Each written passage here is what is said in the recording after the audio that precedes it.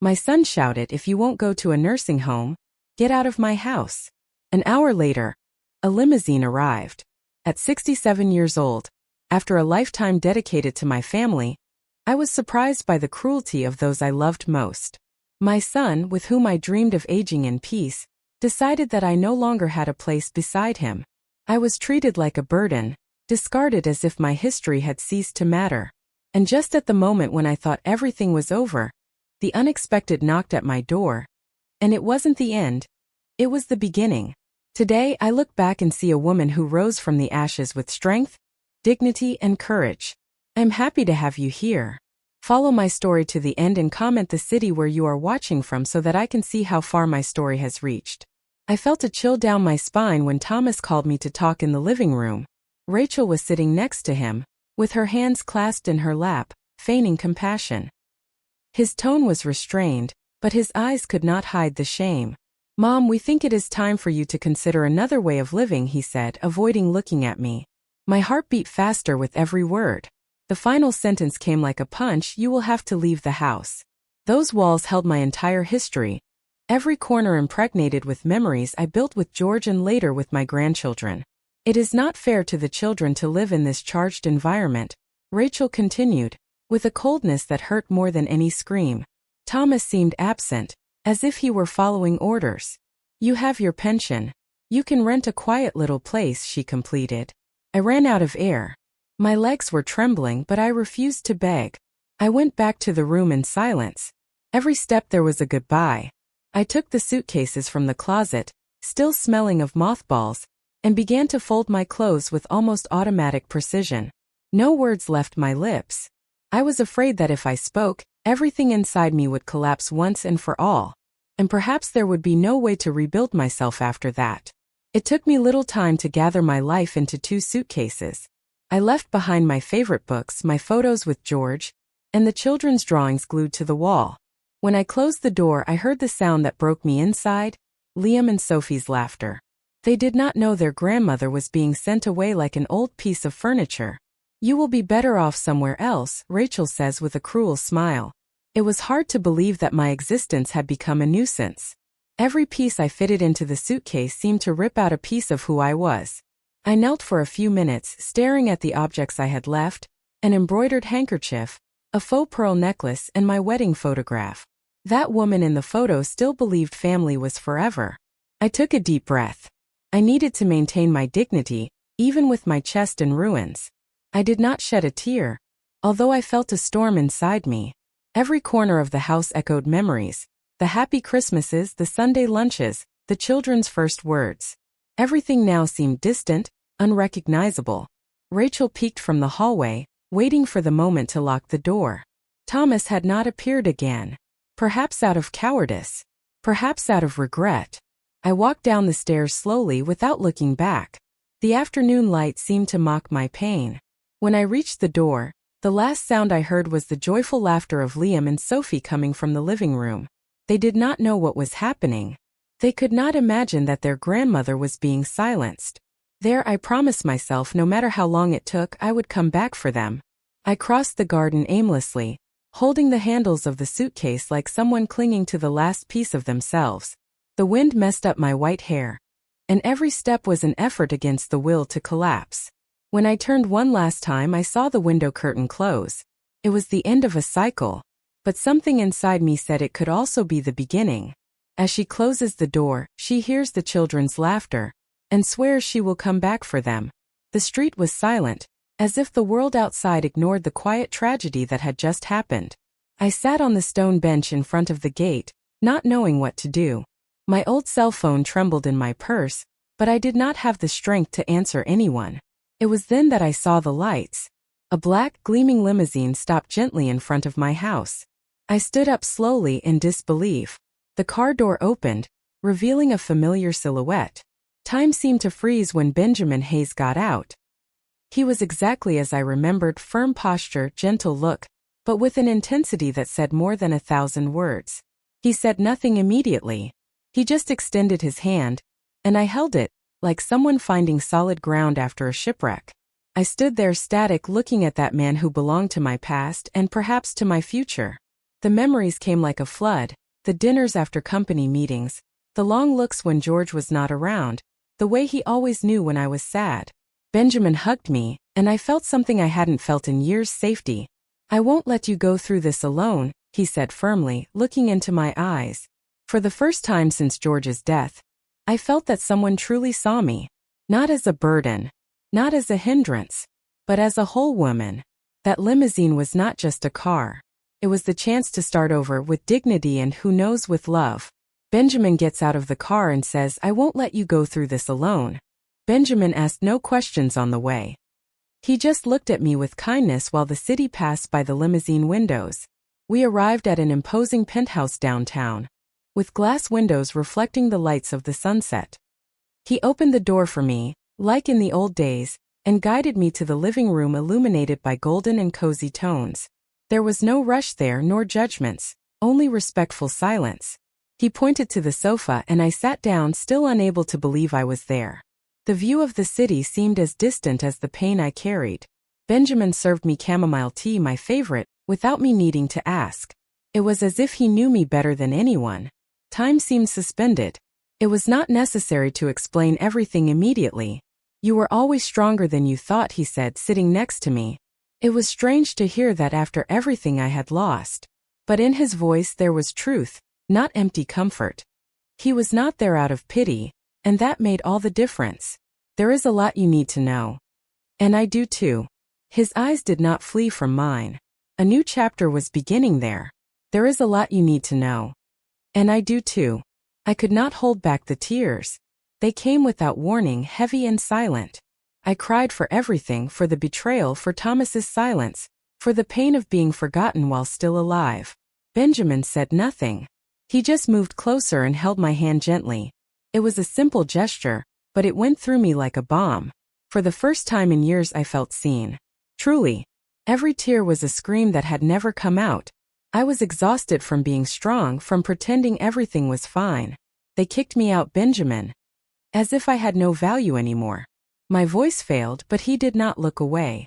He just squeezed my hand more firmly, like someone saying, "I am here." I didn't need to explain how much that hurt. "You were deceived by people who should have protected you," he said. And it was as if he were naming my suffering. The pain that suffocated me took shape. It wasn't madness nor exaggeration. It was injustice. It was abandonment. I leaned over, cried on his shoulder, and he let me. No word could comfort me more than his presence. "Benjamin," holds her hand. "You were deceived by people who should have protected you." Benjamin took a deep breath, as if he had been keeping a secret for years. "I always knew something was wrong in the company since George passed away," he began, looking at the horizon through the window. I stared at him attentively, my heart racing. He knew the backstage well. After all, he had been my husband's partner for decades. If he suspected, there was something big behind it all. George was too honest. But Rachel, she had ambition in her eyes from day one, he continued. My hands sweated. And Thomas never had the backbone to face her. I wanted to deny it, to defend my son, but reality was already wide open before me. The sale of shares, the pressure to leave the house. Everything was starting to make sense. I had been betrayed within my own family. Benjamin stood up and walked to a shelf, from where he took a blue folder. I have spent the last few years investigating discreetly. And now I have proof of what your son and daughter-in-law did. I felt the blood drain from my face. I was no longer alone, and it wasn't madness. Someone finally saw the truth as it was. And now I have proof of what your son and daughter-in-law did. Benjamin placed a blue folder before me with care. You need to see this, Margaret. His words came low but firm. I opened the clasp with trembling fingers and came across documents that bore my name, and a signature that wasn't mine. I read and reread, trying to deny the obvious. My son had sold shares of the company George left me, and I had never authorized anything. It was as if someone had ripped me out of my body. That trace on the paper was fake, a crude imitation of my handwriting. But the blow hurt more because of the origin than the fraud itself. Thomas, my Thomas, the boy I rocked in the early mornings, had now signed my betrayal with his own hand. He sold the shares and pocketed the money. Benjamin called Franklin Dorsey, his longtime lawyer, And soon we were in the presence of a meticulous man, with a direct gaze and calm voice. Franklin analyzed every document with surgical precision. As he flipped through the papers, his expression closed. Finally, he looked at me with the gravity of someone about to pronounce a sentence. Unfortunately, everything here points to forgery. I sat down, feeling my head heavy. The silence in the office was dense. Franklin continued, "You lost over $1 million without ever authorizing anything." My heart sank. The amount was absurd, but what hurt was the broken trust, the love twisted for profit. I wasn't just a victim of fraud, I was a victim of my own blood. "You lost over $1 million without ever authorizing anything." Benjamin waited for me to absorb the news before saying more. We were in his office, facing the city that remained indifferent to what I felt. "Margaret," he said with a tenderness that made me take a deep breath, "this cannot define the rest of your life." I looked at him, not knowing what to say. How to rebuild after such a fall? He then smiled sweetly and said, "I want to make you a proposal." At first I thought it was comfort, a kindness to ease the pain. But Benjamin was direct. "I want to give you a share in my company. Not as charity but as recognition." My hands froze on the arm of the chair. "You understand business, you know George's legacy, and you are stronger than you imagine." Hearing that stirred something dormant in me. "You need a place that is yours. A place where you have a voice, decision, respect." That was more than a job or a favor. It was dignity being returned. "Accept it, Margaret." "Not for me. For you." I remained silent for a long time, feeling the words settle inside me. It was a new chance. A new path. Then finally I extended my hand to Benjamin and said, "Yes." My voice came out low but firm. I was no longer a broken woman asking for shelter. I was a woman under reconstruction and ready to fight. For my history, for what was taken from me. For those who still needed me. Margaret accepts and decides to fight back. The hall was illuminated by crystal chandeliers, and the sound of glasses toasting mixed with the elegant buzz of the guests. Benjamin walked by my side naturally, while gazes turned to us. It was my first public event since the fall, and since my rebirth. "Margaret Collins, new board member," he announced with pride. Some smiled. Others murmured. And then I saw her. Rachel. Stunning, cold as ice. She wore a dress that seemed chosen to outshine, but her eyes betrayed her, they were restless. I sat at the table with erect posture, ignoring the tension growing in the environment. When they raised a toast to business integrity, I took the floor. May that integrity be practiced, not just celebrated. Inheritances don't come with permission to betray. The room went silent for an instant. Rachel looked away. Some people forget that inheritances don't come with permission to betray. Rachel tried to maintain her pose, but her smile wavered. Shortly after, she approached with an air of superiority I knew well. "I see you are enjoying the fruits of the new relationship," she said in a low voice, barely disguising the poison. Before I could respond, Benjamin intervened with elegance.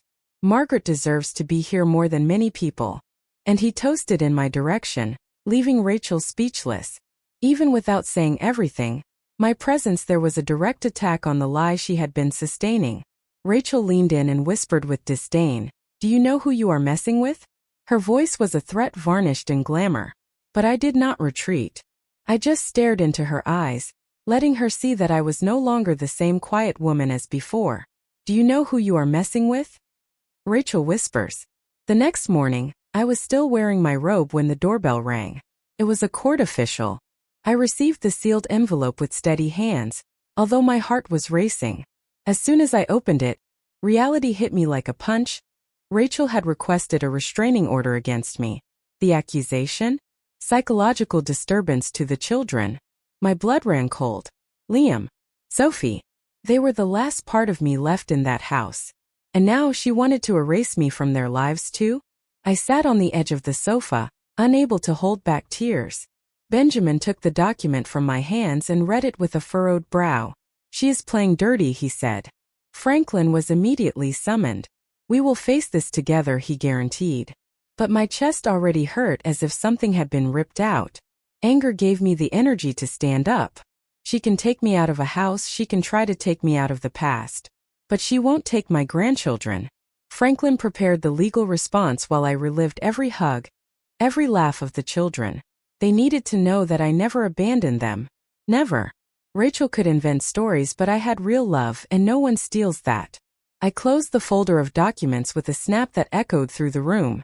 I was not alone, and now I had more than a promise. I had allies, I had proof, and above all I had courage.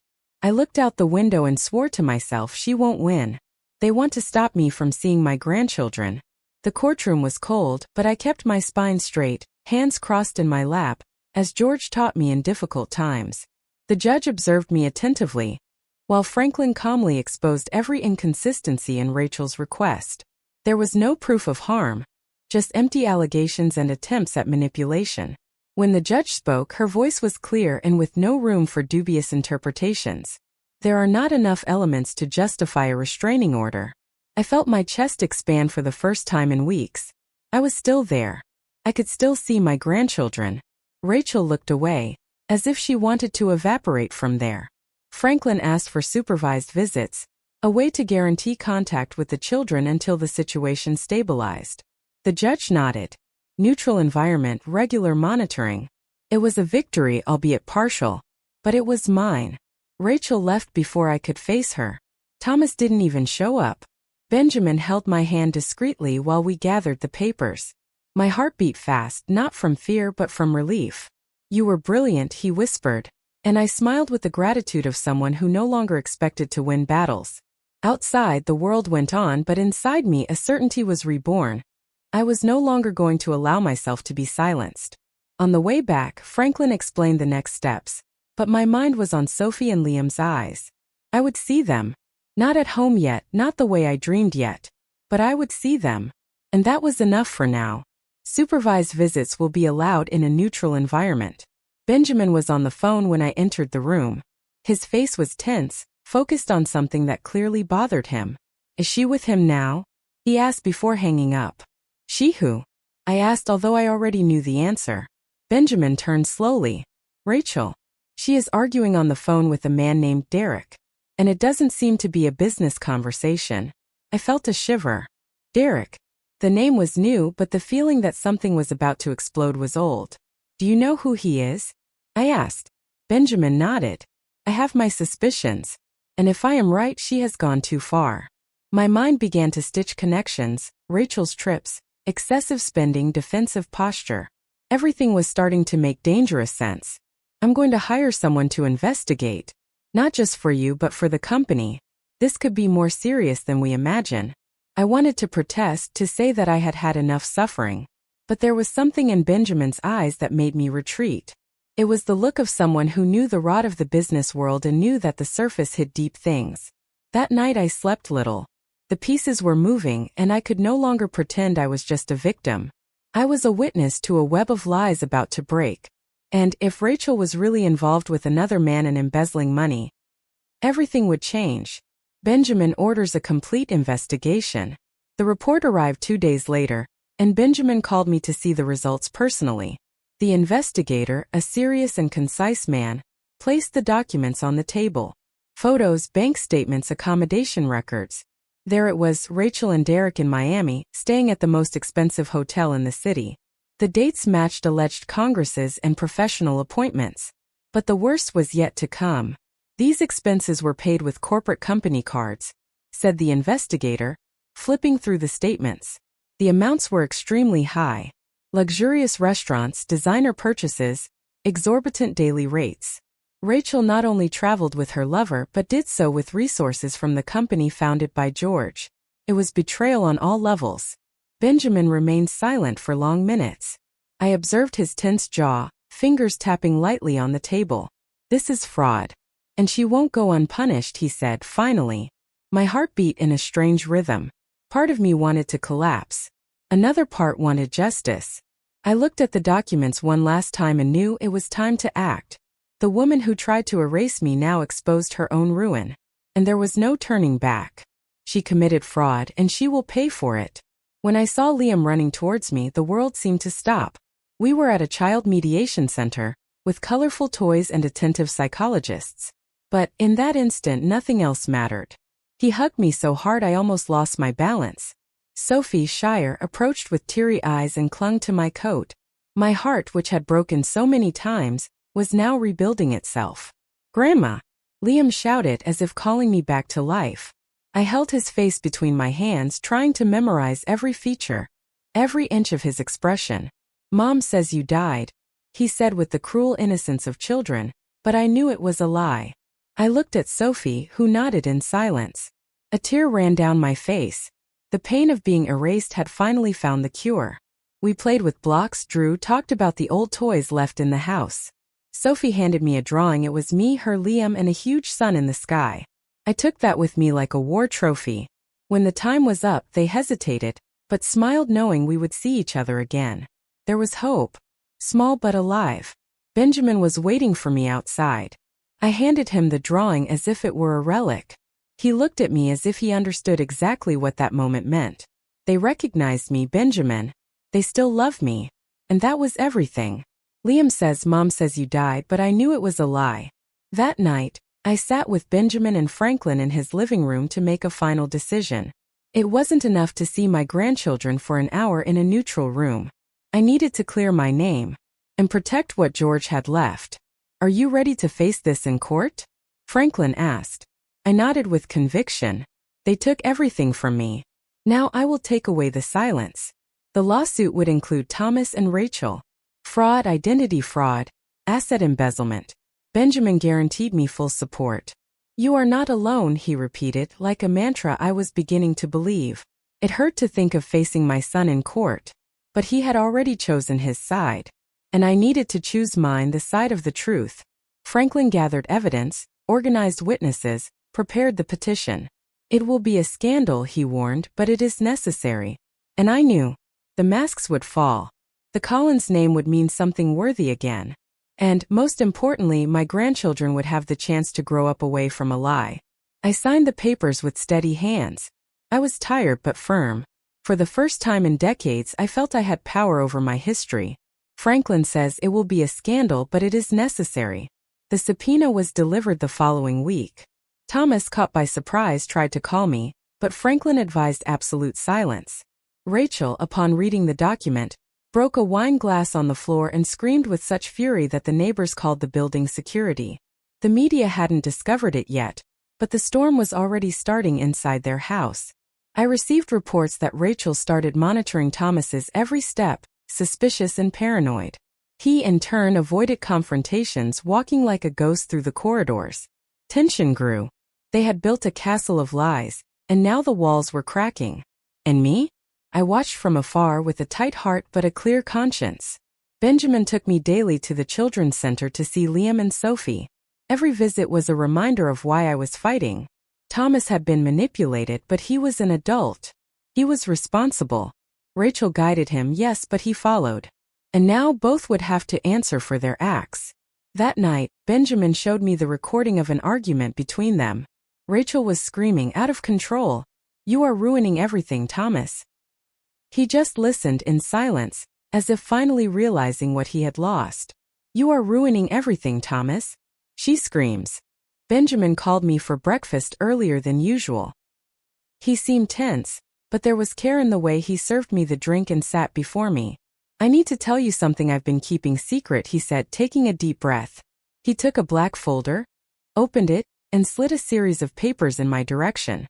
"These documents show that I silently bought all of Thomas's debts in the last few months." I was speechless. It was as if a new universe had been opened right before my eyes. From mortgages to credit cards and personal loans. Everything is now under my responsibility. My head was spinning. Why? Benjamin did nothing without purpose. "I did this for you, Margaret. Now you have total control. He only continues breathing economically because you allow it." My heart tightened. Now. His fate is in your hands. Now. His fate is in your hands. I spent the rest of the day immersed in silence. The decision I had in my hands was not small. On one side, the thirst for justice that had burned since I was kicked out of my own house. On the other, the maternal instinct that still pulsed, even wounded, even humiliated.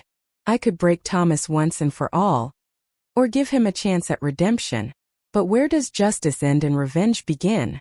I needed to hear someone who was no longer here. In the late afternoon, I went to George's grave. I took the flowers he liked most and sat on the ground unhurried. They destroyed what we built, George. But I am still your wife. I am still a mother. And I don't know if I can be a judge. The wind blew lightly as if listening to me. I closed my eyes and asked for discernment. And for the first time I found peace there. I stood up decided. If there was a way out for Thomas, it would come with real effort, and not with empty words. I would not be an accomplice to his destruction, but I would also not allow myself to be trampled on any more. She visits George's grave in search of inner peace. I sent a message to Thomas I wanted to see him. When he entered Benjamin's office, he seemed smaller, thinner, his face aged, guilt weighing like a stone on his shoulders. Sit down, Thomas. He settled in, avoiding my eyes. You have a chance. Only one. His eyebrows rose. You will leave Rachel. You will return everything you can. And you will start therapy immediately. He tried to interrupt, but I continued, I am not here to listen to you. I am here to give you an ultimatum. I took the folder Benjamin had left with me and placed it on the table.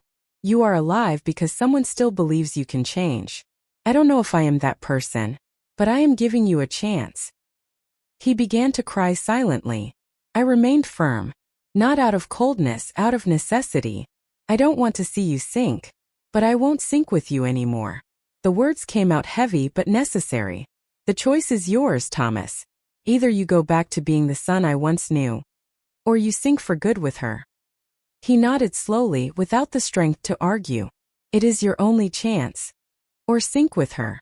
2 days later, Thomas appeared at Benjamin's house. There was no longer a shine in his eyes, nor sign of the arrogance that once made him unbearable. Can I come in? He asked, almost in a whisper. I nodded. He walked slowly to the sofa, sat down, took a deep breath. She destroyed everything. She lied, pushed me away from you, used my name, my love. I let her. I allowed it. His voice trembled. I just wanted you to come back home. My chest contracted, but I remained motionless. It was too late for promises, but perhaps not for regret. I signed the divorce papers. I'm going to leave the company. I already spoke to a therapist. His voice broke.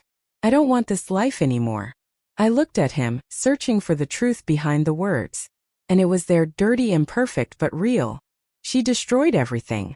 I just wanted you to come back home.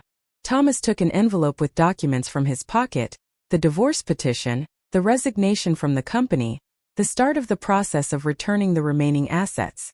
It was everything I had asked for. And yet my heart was heavy. I took the envelope, read every page carefully, and when I finished I left it on the table. He watched me, waiting for some gesture, some word.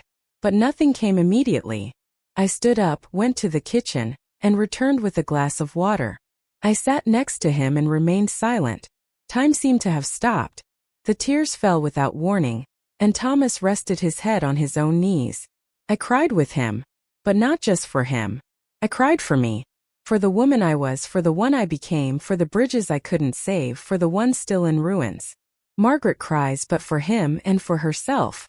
When Rachel learned of Thomas's decision, she appeared at the gate of Benjamin's house like a storm. She screamed, demanded to enter, said everything was a scam. You won't do this to me. She yelled.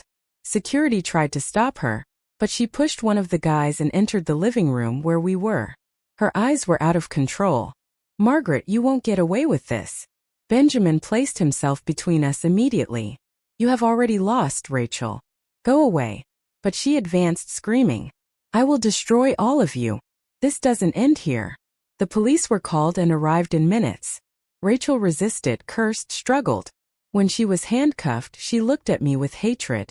You will pay for all of this. And she was taken away, screaming, like someone who had finally been unmasked before their own abyss. I stood there, still feeling the echo of that phrase. I didn't want revenge. I wanted justice. I wanted reconstruction. And now, I knew it started there, with the end of the cycle of silence and submission. You will pay for all of this, she screams, being restrained. The forensic report arrived with more weight than any sentence. The specialist, meticulous and direct, presented the findings: signature forgery, money laundering, and embezzlement of more than $400,000. The documents were all there, with dates, transactions, cross-referenced records. Rachel had created a labyrinth of fraud, and every step left a clear trail. Franklin read in silence, Benjamin listened attentively, and I just absorbed it. There was anger, yes, but there was also a strange sense of justice consolidating inside me. I was no longer a desperate woman asking for attention. I was a witness to her own restoration. When Franklin finished the presentation, he looked at me and said, "We will file the complaint today." I nodded. It was the last page of a dirty chapter. The prosecutor's office filed criminal charges against Rachel. The news traveled fast. Rachel was officially cited and will have to answer for serious crimes. Newspapers began to circulate discreet information, but true. She disappeared from social media, and former allies moved away like rats from a sinking ship. Thomas, now in silence, did not try to intervene. He understood finally that Rachel dug her own abyss and dragged everyone who followed her. I sat in front of Benjamin's window, watching the city in motion. It wasn't joy I felt. It was a kind of relief. I survived shame, loneliness, injustice. And now, the truth finally imposed itself as it always should have been. The prosecutor's office files criminal charges against Rachel. Days later, I received an invitation from the visitation center. Sophie wanted to see me again. I prepared some old toys and wore my best blue blouse. When I entered the mediation room, she was already waiting for me with a shy smile and a colorful paper in her hands. "I made this for you, Grandma." It was a drawing with two people holding hands, a house and many hearts. "It is our house," she said. I sat on the rug and hugged that small body that had already been through so much. Sophie was calmer now, more attentive. She told me about school, about the new drawings, about how she missed me. At no moment did she speak of her mother. Only of Liam, the toys, and me. It was as if love had created a space of protection amidst the chaos. "You are my safe harbor, Grandma." Those words came out of her mouth with the naturalness of things that come from the heart. My eyes filled with tears, but I didn't let them fall.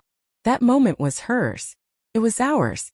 A simple but powerful fresh start. Love imposed itself even when everything seemed lost. We stayed there for over an hour. She showed me all the drawings in her backpack, asked me to comb her hair, and told me that she now slept with a pillow she called Grandma's hug. When the time was up, she said, "Will you come back tomorrow?" And I replied, "I will come back every day you want. You are my safe harbor, Grandma." Returning from the center, I found Benjamin waiting for me with a smile in his eyes. "How was it?" he asked. I told every detail of the visit, every word of Sophie, and he listened in silence as he always did. When I finished, he approached and hugged me. But this time the hug was longer, firmer. A hug that said, "You did it. Margaret, I am proud of you." His voice was low, and the warmth in his words went through me completely. Not for revenge, but for the strength, for the dignity, for having resisted. My hand squeezed his with gratitude. For the first time, I allowed myself to believe I was free. Free from pain. Free from guilt. Free from silence. Benjamin offered me tea. We sat on the porch and let the wind wrap around us. Neither of us needed to say anything more. The worst had passed. Now it was time to rebuild. And not alone. He was there. I was whole. And together there was still a possible future. That night, when the sun set, I closed my eyes and gave thanks. Not for having won, but for having returned to being who I was. And now let's rebuild everything. Our way. I returned to the house where it all began on a gray morning. Thomas had moved out. The facade was intact, but the garden betrayed abandonment. I walked slowly through the gate, feeling the steps of the past accompany me. I stopped in front of the door, where so many times I was ignored. The silence was absolute. I put my hand on the doorknob, but I didn't go in. I just took a deep breath. It wasn't my house anymore. That structure sheltered memories, but it wasn't my home. Home lives where there is welcome. And there, for years, there was only pain and loneliness. I looked around one last time, observing Liam's swing, now still. The windows were closed. Nothing called me back. I said goodbye in silence and went back to the car. On the way back, I felt a new lightness in my chest. I didn't need that place anymore. The house was theirs. The past mine. And the future was another address. She doesn't enter. Just observes and takes a deep breath. My new house was smaller but full of life. Flowers in pots on the porch, paintings on the walls chosen by me, soft cushions and a blue blanket on the sofa. Every corner said I belonged to myself. There were no dark corners nor locked doors. Everything there was light and possibility. The open windows let in the laughter I thought I had lost. Liam and Sophie arrived running through the door on a sunny Saturday. "Grandma!" they shouted in unison. I hugged them both as if I could protect them from the whole world. Sophie showed me a new drawing. Liam asked for cookies. We put on music, danced, ate on the living room floor. It was simple. It was everything. In that home there were no orders nor masks. Only presents. I prepared lunch while they drew. And the sound of pencils scratching paper was like a soundtrack of reconstruction. Benjamin arrived shortly after, bringing flowers and a cake. We laughed like a real family without ceremony. There finally I was seen, heard, loved. And everything was my choice. Liam and Sophie run to hug her, laughing.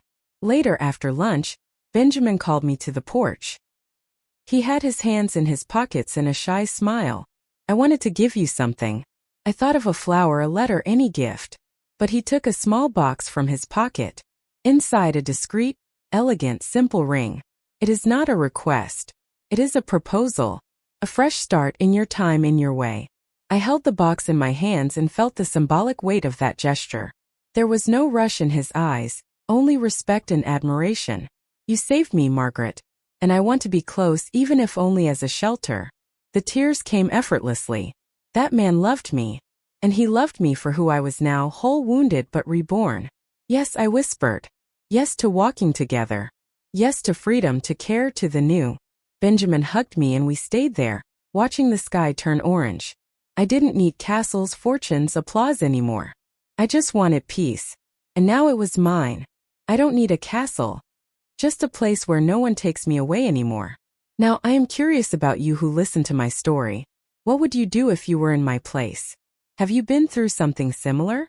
Support the channel, subscribe, like, comment, and share this video. I am leaving on the end screen another story that you will also like, and it will definitely surprise you. Thank you for watching. See you in the next video.